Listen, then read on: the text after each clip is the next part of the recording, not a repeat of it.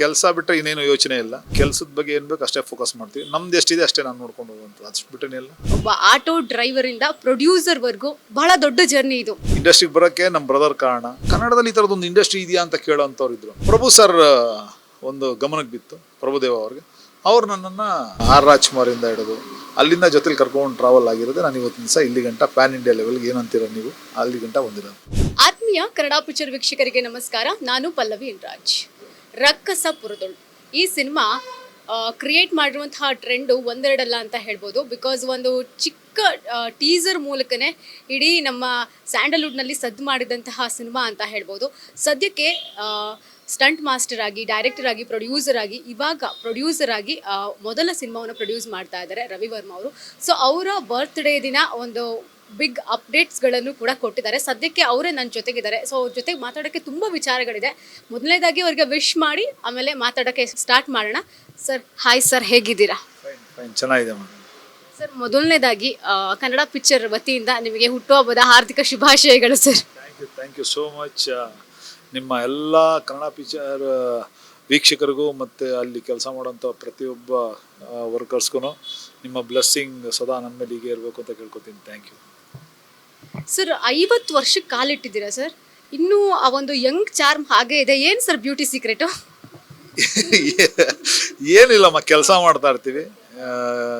ಕೆಲಸ ಬಿಟ್ಟರೆ ಇನ್ನೇನು ಯೋಚನೆ ಇಲ್ಲ.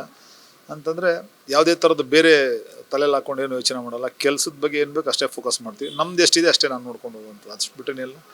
ಬಿಟ್ಟರೆ ಇನ್ನು ಮಿಕ್ಕಿದ್ದು ಎಕ್ಸಸೈಸ್ಗಳು ಮಾಡ್ಕೊಂಡು ಅದು ಇದು ಮಾಡಿಕೊಂಡು ಕೆಲಸ ಮಾಡ್ಕೊಂಡು ಹೋಗ್ತಾ ಇರ್ತೀವಿ ಅಷ್ಟೇ. ಸರ್ ಅಂದರೆ 50ನೇ ವರ್ಷದ ಬರ್ತಡೇ ಅಂತಂದರೆ ನಿಜವಾಗ್ಲೂ ನಂಬಕ್ಕಾಗ್ತಿಲ್ಲ ನಿಮಗೆ 50 ವರ್ಷ ಆಗಿದೆ ಅಂತ. ನಿಮ್ಮ ಜರ್ನಿ ಒಬ್ಬ ಆಟೋ ಡ್ರೈವರಿಂದ ಪ್ರೊಡ್ಯೂಸರ್ವರೆಗೂ ಒಂದು ಬಹಳ ದೊಡ್ಡ ಜರ್ನಿ ಇದು. ಏನು ಹೇಳ್ತೀರಾ ಸರ್? ನಿಜವಾಗ್ಲೂ ತುಂಬ ಖುಷಿ ಕೊಡುತ್ತೆ ಹೇಳಬೇಕು ಅಂತಂದರೆ. ಇಲ್ಲಿ ಗಂಟ ನಾನು ಬಂದಿರೋದೇ ಒಂದು ಅದೇ ಹೇಳ್ತಿಲ್ವ, ನಮ್ಮ ತಂದೆ ತಾಯಿ ಮಾಡಿರೋಂಥ ಒಂದು ಅವ್ರ ಬ್ಲೆಸ್ಸಿಂಗು, ಅವ್ರ ಪುಣ್ಯ ನಮಗೆ ಸಿಕ್ಕಿದೆ ಅಂತ ಹೇಳೋಕ್ಕೆ ಇಷ್ಟಪಡ್ತೀನಿ. ಬಟ್ ಆದರೂ ಇಲ್ಲಿ ಗಂಟ ಬರೋದಕ್ಕೆ ಒಂದು ಹಿಂದೆಗಡೆ ಒಂದಷ್ಟು ಜನರ ಒಂದು ಸಪೋರ್ಟು, ಅಷ್ಟು ಜನರ ಒಂದು ಬ್ಲೆಸ್ಸಿಂಗು, ಅಷ್ಟು ಜನರ ಒಂದು ಎಫರ್ಟು ನಮ್ಮನ್ನು ಇಲ್ಲಿ ಗಂಟ ಕರ್ಕೊಂಬಂದಿದೆ. ಎಕ್ಸಾಂಪಲ್, ನಾನು ಇಂಡಸ್ಟ್ರಿಗೆ ಬರೋಕ್ಕೆ ನಮ್ಮ ಬ್ರದರ್ ಕಾರಣ.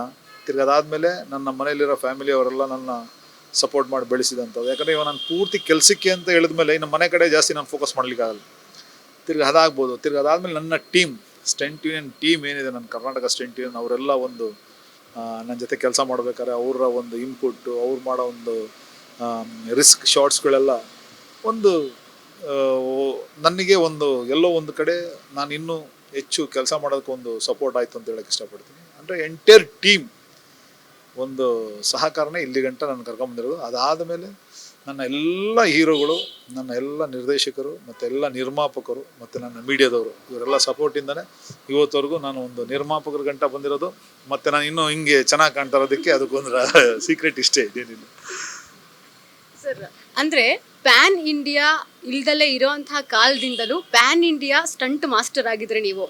ಸೊ ಆ ಒಂದು ಜರ್ನಿನ ನೆನ್ಪು ಮಾಡಿಕೊಂಡಾಗ ಏನು ಅನಿಸುತ್ತೆ ಸರ್? ತುಂಬ ಖುಷಿ ಕೊಡುತ್ತೆ ಹೇಳಬೇಕು ಅಂತಂದರೆ. ಇವಾಗ ನಾನು ಅವಾಗಲೇ ಸಿನಿಮಾ ಮಾಡಬೇಕು ಅಂತಂದರೆ, ಇವಾಗ ನಾನು ತೆಲುಗು, ಹಿಂದಿ ಅವಾಗಲೇ ವರ್ಕ್ ಮಾಡಬೇಕಂತಂದರೆ ಕನ್ನಡದಲ್ಲಿ ಈ ಥರದೊಂದು ಇಂಡಸ್ಟ್ರಿ ಇದೆಯಾ ಅಂತ ಕೇಳೋಂಥವ್ರು ಇದ್ದರು. ಬಟ್ ಯಾವಾಗ ಒಂದು ಸರಿ ಈ KGF, ಕಾಂತಾರ ಎಲ್ಲ ಬಂದಾದಮೇಲೆ ಕನ್ನಡದಲ್ಲೂ ಸರಿಯಾಗಿರೋರು ಇದ್ದಾರಪ್ಪ ಎಲ್ಲ ಕೆಲಸದವರು ಅಂತ ಆವಾಗ ಒಂದು ಫೀಲ್ ಆಯಿತು. ಬಟ್ ನಿಜವಾಗ್ಲೂ ಹೇಳಬೇಕು ಅಂತಂದರೆ ಇಲ್ಲಿ ಗಂಟ ನಾನು ಬರೋದಕ್ಕೆ, ಒಂದು ಪ್ಯಾನ್ ಇಂಡಿಯಾ ಲೆವೆಲ್ ಕೆಲಸ ಮಾಡೋದಕ್ಕೆ ಎಲ್ಲ ಸಪೋರ್ಟ್ ಮಾಡಿದಂಥ ನನ್ನ ಸ್ನೇಹಿತರುಗಳು. ಇವಾಗ ನಾನು ಒಂದು ತೆಲುಗು ಸಿನಿಮಾ ಮಾಡಬೇಕು ಅಂತಂದರೆ ಒಬ್ಬ ಆ್ಯಕ್ಷನ್ ಮೂರ್ತಿ ಅಂತ ಒಬ್ಬರು ಫೈಟ್ ಮಾಸ್ಟರ್ ಇದ್ದರು. ತಿರ್ಗಿ ಅದಾದಮೇಲೆ ನನ್ನ ಬ್ರದರ್ ರಾಜ್ಕುಮಾರ್ ಇದ್ದರು, ಮತ್ತು ನನ್ನ ಜೊತೆ ಕೆಲಸ ಮಾಡಿದಂಥ ಚಿನ್ನಯ್ಯ, ಇವರೆಲ್ಲ ಹೋಗಿ ನಾವು ಫಸ್ಟು ಏನಂತಂದರೆ ಎಲ್ಲ ಹೊರಗಡೆಯಿಂದ ಕರೆಸೋರು. ನಾವ್ಯಾಕೆ ಅಲ್ಲಿಗೆ ಪ್ರಯತ್ನ ಪಡಬಾರ್ದು ಅಂತ ಒಂದು ಟ್ರೈ ಮಾಡಿದ್ವಿ. ಆವಾಗ ಹೋಗಿ ಮಿನಿಮಮ್ ನಾವು ಒಂದು ವರ್ಷ ನಾವು ಟ್ರಾವೆಲ್ ಮಾಡಿದ್ವಿ ಹೈದ್ರಾಬಾದಲ್ಲಿ. ನಾವು ನೋಡೋಣ, ಟ್ರೈ ಮಾಡೋಣ, ನಾವು ಯಾಕೆ ಮಾಡಬಾರ್ದು ಅಂತೇಳಿ ಅಲ್ಲಿ ಮಾಡಿದ್ಮೇಲೆ ತಿರ್ಗಿ ಅಲ್ಲಿಂದ ಮತ್ತೆ ಇಲ್ಲಿ ನನಗೆ ಕೆಲಸ ಮಾಡ್ತಾ ಹೋಗ್ತಾ ಪ್ರಭು ಸರ್ ಒಂದು ಗಮನಕ್ಕೆ ಬಿತ್ತು, ಪ್ರಭುದೇವ ಅವ್ರಿಗೆ. ಅವ್ರು ನನ್ನನ್ನು ಆರ್ ರಾಜ್ಕುಮಾರಿಂದ ಹಿಡಿದು ಅಲ್ಲಿಂದ ಜೊತೆಲಿ ಕರ್ಕೊಂಡು ಟ್ರಾವೆಲ್ ಆಗಿರೋದು. ನಾನು ಇವತ್ತಿನ ದಿವಸ ಇಲ್ಲಿ ಗಂಟ ಪ್ಯಾನ್ ಇಂಡಿಯಾ ಲೆವೆಲ್ಗೆ ಏನಂತೀರ ನೀವು, ಅಲ್ಲಿ ಗಂಟ ಬಂದಿರೋದು.